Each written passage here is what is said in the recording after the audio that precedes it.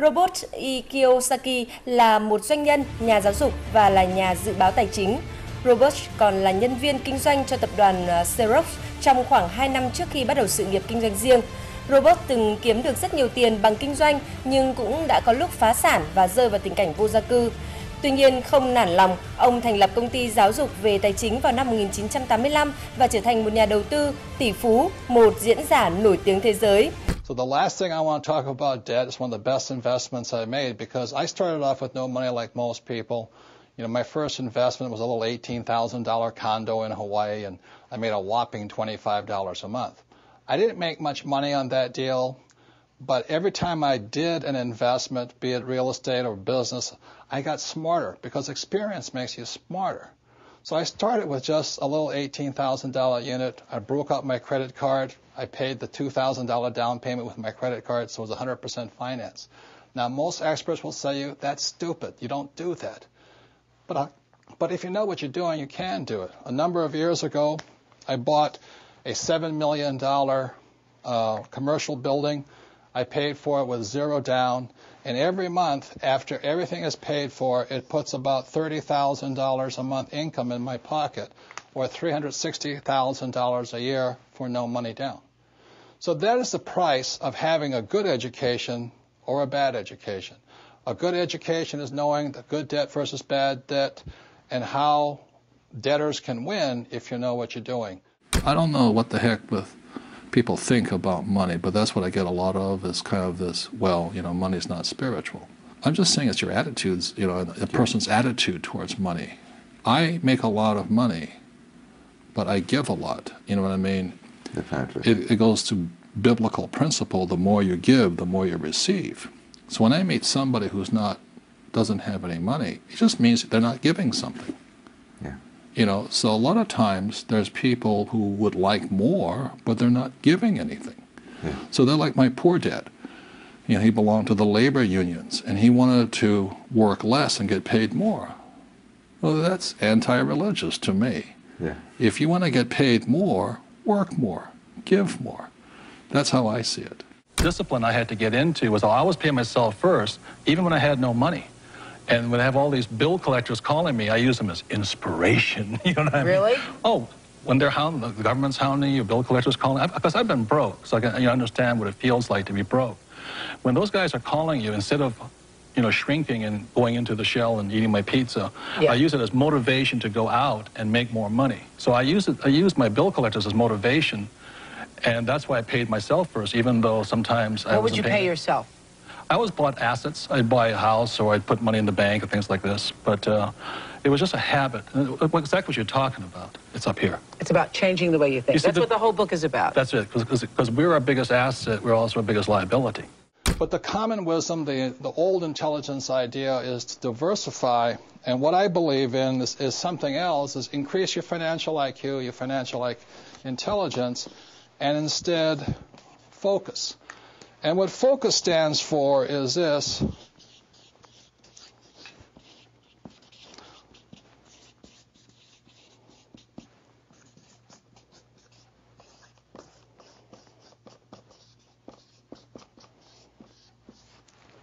Focus is follow one course till you're successful.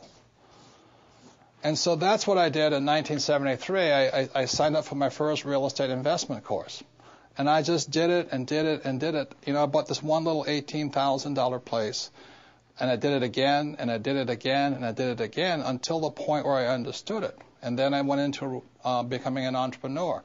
And I did it, and I did it, and did it. And I'm still learning. And I'm still learning about real estate. And the reason, in 1966, I got into oil when I went to work for the Standard Oil Company. So today, I'm still focusing. I invest in oil and oil and oil. And I don't diversify. You know, it doesn't mean I don't lose. Sometimes I lose, sometimes I make mistakes and all this. But I just don't buy good as with all the bad. If you're going to be successful as an investor, you know, diversification is good for the average investor. If that's what you want to be, have a good life. But what I'd rather do is be able to know the good ones from the bad ones, the good investments from the bad investments, the good advisors from the bad advisors, and what's good for me and what's not good for you. Because what I do is not necessarily what's going to work for you, and vice versa here. So that's why I really think instead of diversification or diversifying, the new rules of money say follow one course until you're successful and then keep doing it. Because once you find that way of being successful, you can do it again and again and again. The thing is, you see, when people, economies go up, economies go down, we might go into a depression worldwide. Like I said, France is in very big trouble. Germany's okay. England's in big trouble. China's in trouble. So if we go that, we go to a worldwide depression, and it might take 10 years, to come out of it. But during these times, this is the best time. I have made more money in the last 3 years than ever before in my life. I bought five golf courses last year out of bank. That's impressive. Yeah. Well, the bank. Courses. Yeah, Donald bought 10. They're giving them away. No one told me. Yeah, but you have to know how to operate them. Yeah. You have to be an entrepreneur. Yeah. So the banks just call you up and they say that there was 5 golf courses and 1 hotel. In the States? In Arizona, yeah, golf mecca, Yeah. And this Japanese company had it, and they asked me if I wanted to buy it about 5 years ago for $260 million. And I said, doesn't make sense. It doesn't make sense at $260 million.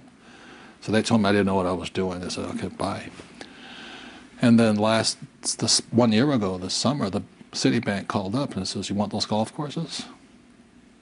And they gave me the money to buy them. And just to reiterate, was in approximately 1975, I came out with this product, and we were extremely successful.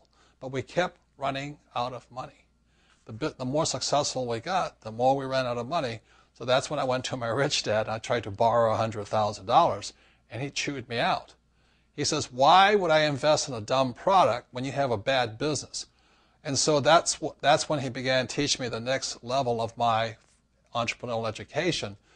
It's not about the product. It's about how to design a business that doesn't need me to keep raising the capital. In other words, how do you design a business that keeps raising money automatically? And today, the Rich Dad company is cash rich. Cash keeps pouring in because the ability to raise money constantly was designed into the business. And once again, this is the diagram. This is the BI triangle. These are the 8 pieces that make up a business. When a business is hurting, oftentimes it's because one of these 8 pieces is missing. For example, many times people say, I have a great product, but their legal is really bad, or their communication systems are bad, or their audit, their internal order processing is bad, or the manufacturing is bad, or the marketing is bad, or they have bad cash flow management. Another part of your financial IQ is to know there's 3 types of income. So if you're going to say work hard, most people are working hard for earned income, and that's what these guys are working for. The trouble with earned income in America, your tax rate's approximately 50%. Or as Warren Buffett says, it's a shame that his secretary pays a higher percentage in taxes than he did, although he makes billions of dollars. So when you say to a child, go to school and get a safe, secure job, you tell them to work for earned income, the worst type of income. The second type of income is portfolio income.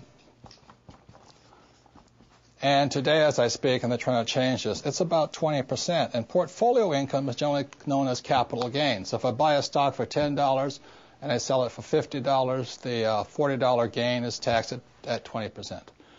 Or if I buy a house for $100,000 and I sell it for $200,000, that's a capital gains type event. So you pay a lot of tax for that.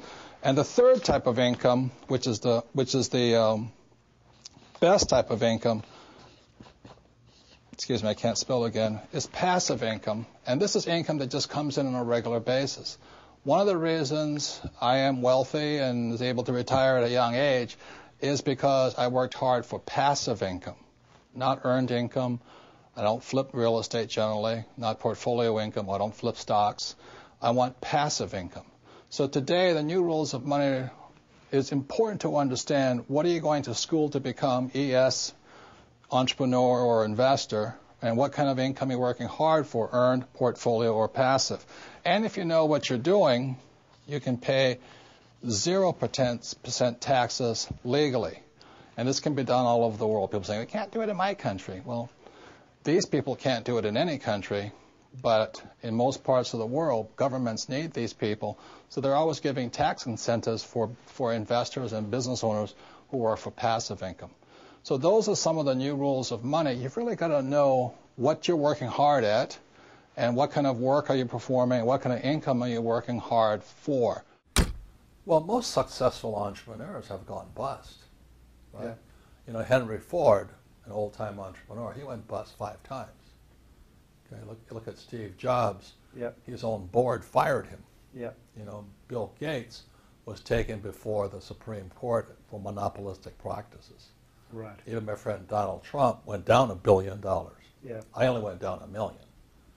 So the average person is so afraid of those losses, they never get ahead.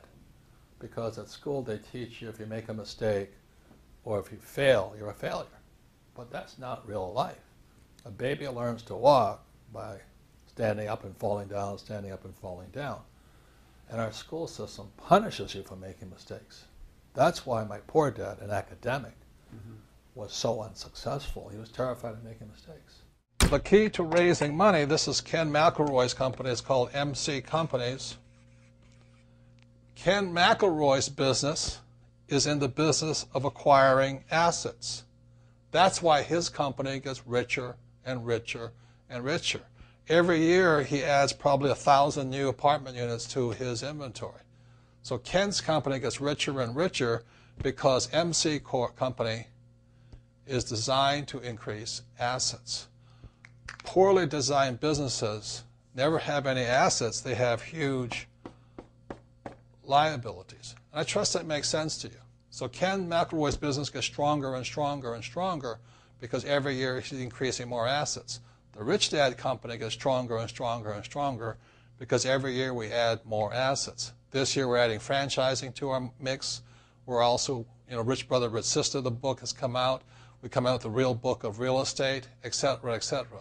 And every one of those products every year continues to send money into our product. So that's an idea of a well-designed business. If you have a well-designed business, I don't care if it's for real estate or making, cash flow board games. If it's well-designed, investors will give money to you because this is a well-designed business. I think the big mistake is I hear so many people say it's important to save. That's ridiculous. And the reason that's ridiculous is because what happened in 1971 is crucial.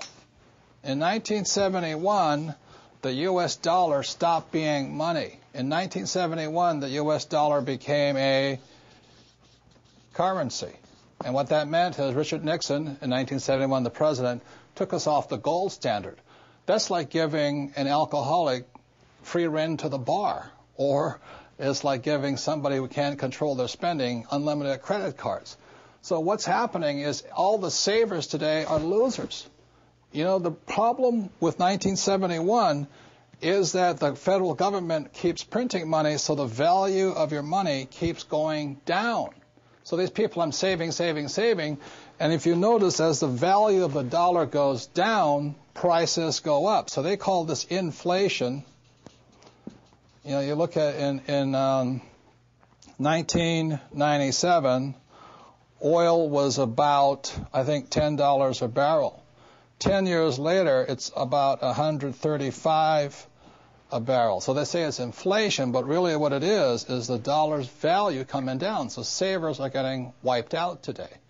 So just keep saying to yourself and to your kids to save money, that is not the new rule. That's an old rule.